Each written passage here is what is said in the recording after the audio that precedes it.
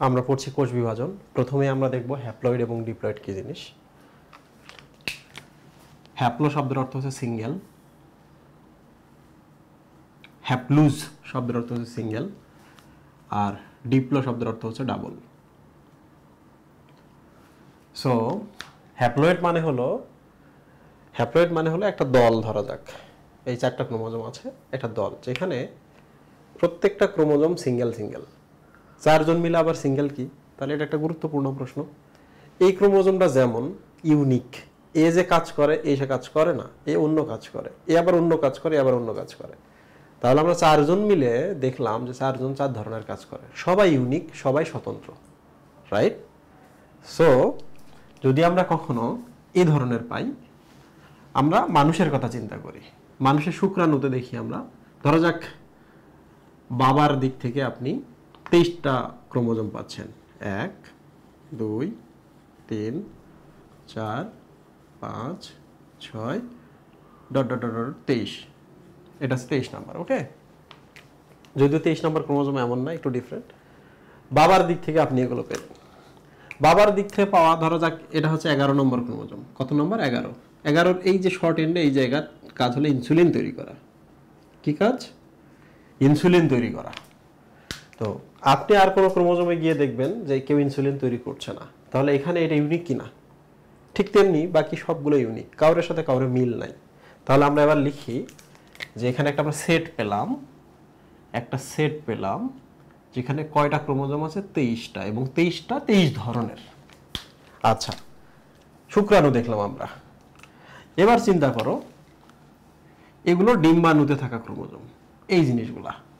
তাহলে মা আপনাকে এই 23টা ক্রোমোজোম দিয়েছে। 23টা ক্রোমোজোমের মধ্যে 11তে গিয়ে দেখবেন সেম ইনসুলিন তৈরির জিন আছে এখানে, রাইট? কি আছে? ইনসুলিন তৈরির জিন আছে ওই 11 নম্বরে গিয়েই। এখানে নাই, এখানে নেই। মনে রাখবেন, 1-এর মতো বাবার যে ক্রোমোজোমটা 1 নম্বর যেটা দিয়েছিল, মায়ের 1 নম্বর ক্রোমোজোমটা একই রকম। বাবা যে 11 নম্বরটা দিল, 11 = 11, 23 = 23, ব্যাপারটা এরকম আর কি। সো মা আপনাকে যে ক্রোমোজোমগুলো দিল, 11 নম্বরটা ইনসুলিন তৈরি করে, 10 নম্বরটা অন্য কাজ করে, 9 নম্বরটা অন্য কাজ, সবগুলো আলাদা আলাদা কাজ করে। তার মানে হলো মা আপনাকে 23টা ক্রোমোজোম দিচ্ছে, যেখানে এই 23টা মিলে একটা সেট দিল, এবং এখানে সবগুলো ইউনিক, কেউ কারোর সাথে মিল নাই, রাইট? তো যেটা হয় আর কি, এই সেটগুলাকে এন দ্বারা প্রকাশ করা হয়। তাহলে আমরা এখন আর সেট শব্দটা ব্যবহার করব না, তাহলে সেটের পরিবর্তে কি ব্যবহার করব? এন ব্যবহার করব। তাহলে হোয়াট ইজ এন? এন মানে বোঝাচ্ছে একটা ক্রোমোজোম কিংবা এক গুচ্ছ ক্রোমোজোম, একটা সিঙ্গেল একটাও হতে পারে, কিন্তু মানুষের ক্ষেত্রে একটা না, মানুষের ক্ষেত্রে 23টা। এন বলতে বোঝাচ্ছে একটা সেট যেখানে 23টা ক্রোমোজোম থাকতেছে, এবং 23টা 23 ধরনের। তাহলে বাবা যেগুলো আপনাকে দিল, সেখানেও এক সেট ক্রোমোজোম দিয়েছে, 23টা ক্রোমোজোম 23 ধরনের। বাট বাবার ক্রোমোজোম এবং মায়ের ক্রোমোজোম মিলেই তো আপনি, তাই না? আপনি কি? আপনি একজন হিউম্যান। তো আপনার এখন ক্রোমোজোম কয়টা? 46টা। যেই না 46টা হইলো, এখন 46টার মধ্যে দেখেন প্রত্যেকটা ক্রোমোজোম ডাবল ডাবল। 1 নম্বর 2টা, 2 নম্বর 2টা, 3 নম্বর 3টা, 9 নম্বর 2টা, 10 নম্বর 2টা, এবং 11 নম্বর 2টা। মানে ইনসুলিন তৈরির জন্য 2টা ক্রোমোজোম। তাহলে আমরা এখন কি বলবো? যে এই 46টা ক্রোমোজোমের মধ্যে প্রত্যেকটা ডাবল ডাবল আছে। তার মানে এখানে আসলে 2 সেট ক্রোমোজোম আছে। কয় সেট ক্রোমোজোম আছে?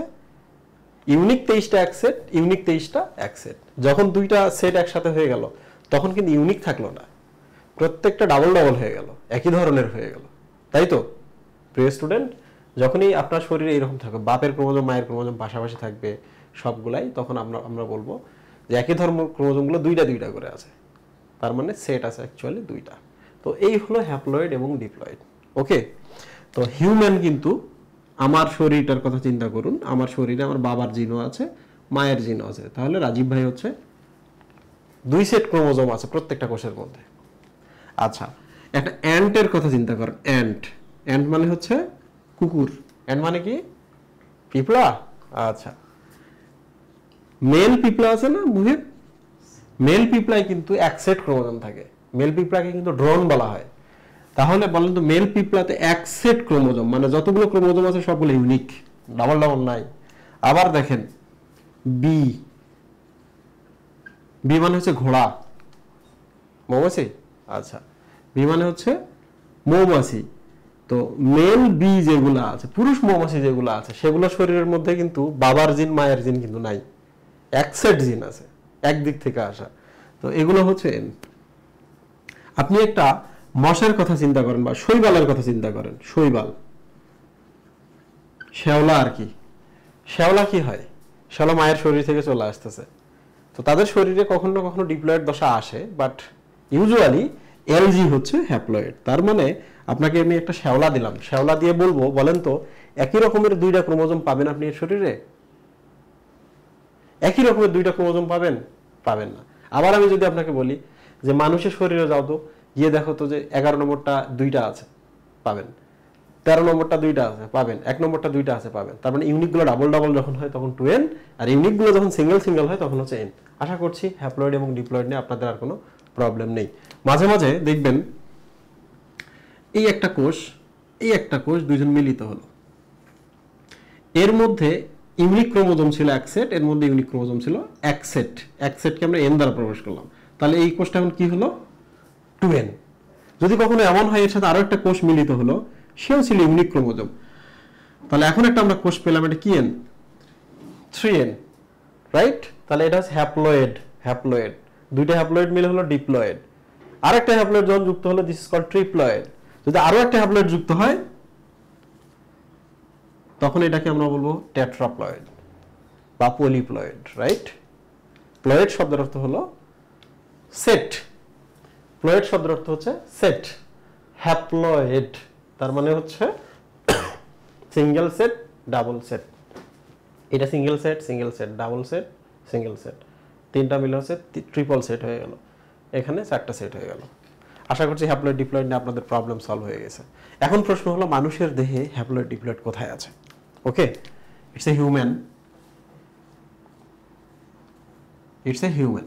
চিন্তা করেন, একটা শুক্রাণু মিলিত হয়, শুক্রাণু কিন্তু হ্যাপ্লয়েড। একটা ডিম্বাণু মিলিত হয়, ডিম্বাণু হচ্ছে হ্যাপ্লয়েড। দুইজন মিলে হয় জাইগোট, তার মানে nn 2n।